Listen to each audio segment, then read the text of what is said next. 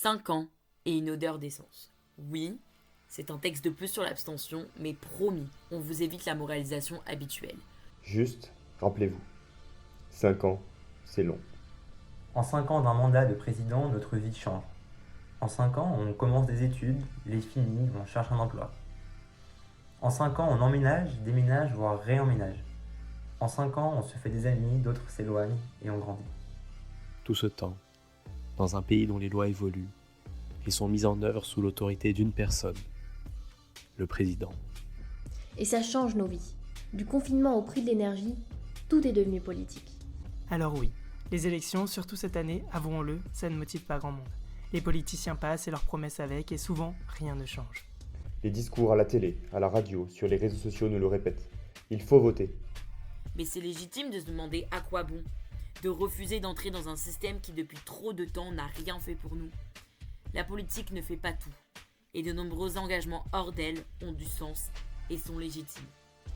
Mais là, le racisme, la haine de l'autre, le mépris des droits humains et la violence investissent notre société alors que l'extrême droite n'a jamais été aussi forte. Mais là, le sud de la France vit une sécheresse en mars.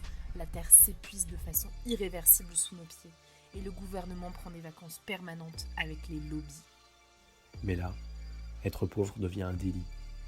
Macron propose de détruire le RSA, de casser les retraites des plus faibles et de considérer les chômeurs comme coupables. Mais là, la guerre en Europe nous rappelle que nous ne sommes à l'abri de rien. Que face à la folie de certains, nous ne pourrons que compter sur notre solidarité collective. L'odeur de l'essence, c'est la peur, la haine qui pousse à l'extrême, à allumer l'incendie et à tout enflammer.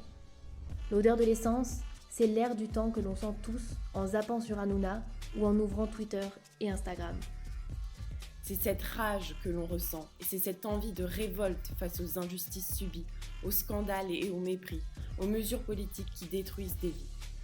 Pourtant, les jeux ne sont pas faits. Et si nous sommes la génération qui va tout changer, poussons le changement dès aujourd'hui. On ne peut plus attendre sagement notre tour et laisser ceux au pouvoir nous léguer les cendres de l'incendie qu'ils auront allumé. On ne peut plus détourner le regard alors qu'ils ne rêvent que d'une jeunesse passive, endormie. Alors oui, peut-être que ça ne changera pas grand-chose et qu'on sera déçus. Peut-être que toutes nos batailles n'aboutiront pas. Peut-être qu'une goutte dans un océan de voix, ça ne pèse pas tant que ça. Mais sans elle, nous passerons notre vie à attendre la vague qui ne viendra jamais, à fixer l'horizon et l'orage qui arrive au large, sans réagir. Le 10 avril, le 24 avril, allez juste voter.